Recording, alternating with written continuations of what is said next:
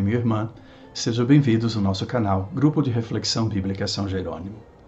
Hoje vamos meditar o Salmo responsorial que a liturgia nos propõe.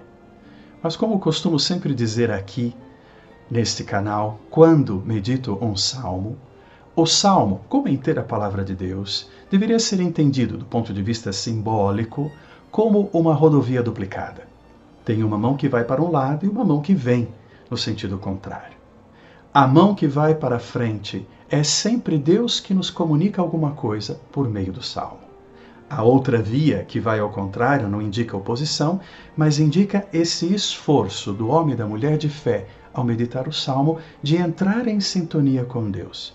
Portanto, se de um lado, ao lermos e meditarmos a palavra, recebemos uma mensagem, do outro lado, essa mensagem recebida deve permear, transformar totalmente a nossa vida, fazendo da nossa vida um verdadeiro louvor a Deus. O salmo de hoje, nos versículos que a liturgia separou para a nossa oração, é muito rico. Portanto, vou destacar alguns aspectos para ajudá-los a entrar na riqueza desse salmo e assim saborear a mensagem que Deus quer nos transmitir. A primeira coisa que quero destacar é o pedido feito no versículo 8. Mostrai-nos, Senhor, a vossa bondade.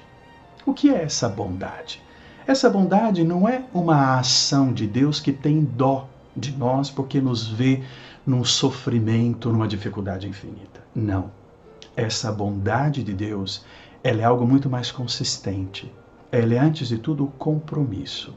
Deus que estabeleceu a aliança com Israel se confirma na história de Israel e por meio de Jesus Cristo na história de cada um de nós como fiel ao compromisso que ele criou e estabeleceu com o seu povo.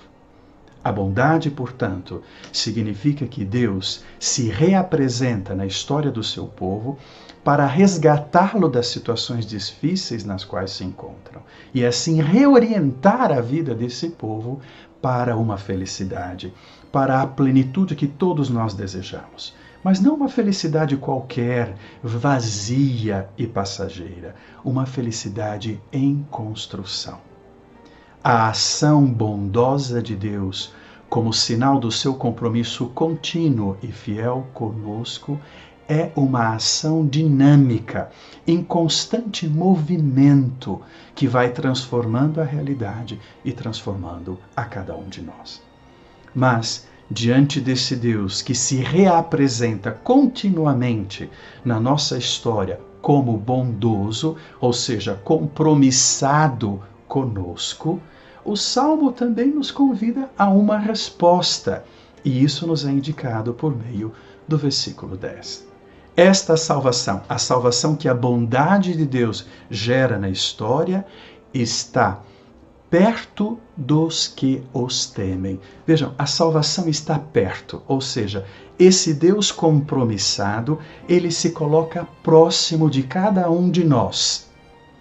Mas essa proximidade se transforma de fato numa experiência de graça para aqueles que o temem. Temer aqui não significa ter temor de Deus. Temer aqui não significa ter aquela fobia de quem está diante de um Deus grandioso que pode nos mandar para o inferno. Temer aqui significa reverência. Significa um ato de fé profundo, de quem acolhe essa proximidade de Deus, de quem se sustenta nessa bondade de Deus e se deixa educar por Deus na sua vida.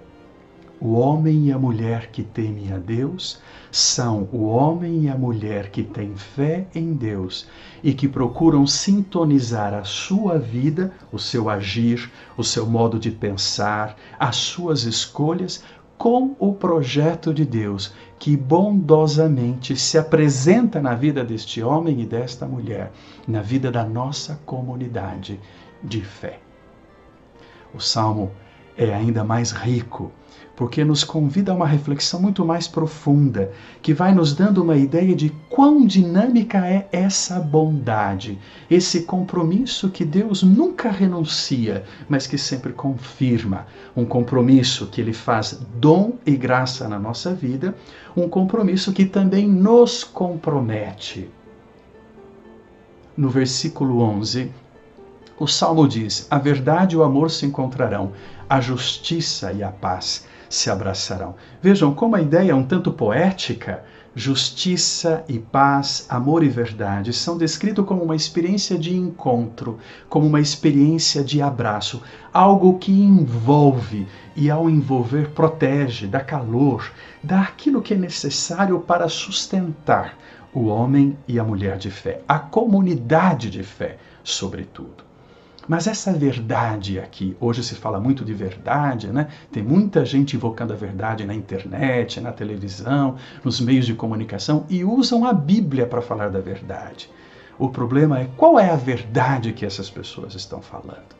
A verdade aqui do Salmo, ela tem um sentido muito profundo. A palavra hebraica indica algo que se sustenta, algo resistente, algo firme, como uma coluna que rege um inteiro prédio construído em cima.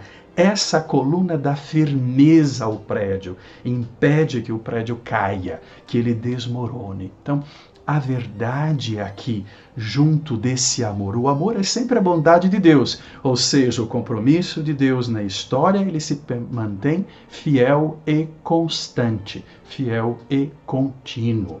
E a justiça é o modo como Deus vai atuando na história para produzir a paz. A paz não é ausência de guerra, não é simplesmente ausência de conflitos. A paz compreende a inteira vida numa plenitude em construção, porque a ação bondosa de Deus na história nos coloca num movimento dinâmico, numa construção contínua, que é o que nós chamamos de paz, que vai garantindo, sim, relações saudáveis, relações respeitosas, relações amorosas, coloca inclusive as condições para uma maior prosperidade social, econômica, comunitária e cultural.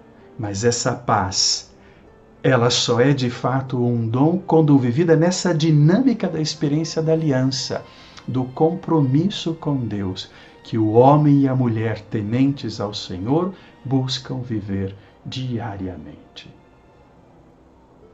Aprofundando ainda essa experiência, o Salmo, no versículo seguinte, mostra como esse abraço, esse encontro da verdade, do amor e da justiça e da paz, na verdade, é o abraço entre Deus e a humanidade. É por isso que diz: da terra brotará a fidelidade e a justiça olhará dos altos céus. Vejam, da terra, a terra é o nosso ambiente, é o nosso espaço vital. Da terra brotará a fidelidade. A palavra fidelidade aqui está associada à palavra verdade e à palavra bondade, ou seja, o homem e a mulher de fé, a comunidade dos crentes, que vive dessa bondade do Senhor numa atitude de temor, ou seja, de reverência e do esforço de sintonizar-se com o projeto de Deus, no esforço de viver diariamente segundo a proposta de Deus, é uma terra da qual brota a fidelidade. A resposta que todos nós, eu, você, como homens e mulheres de fé, precisamos dar a partir da nossa vida a Deus, por tudo aquilo que Ele faz na nossa história.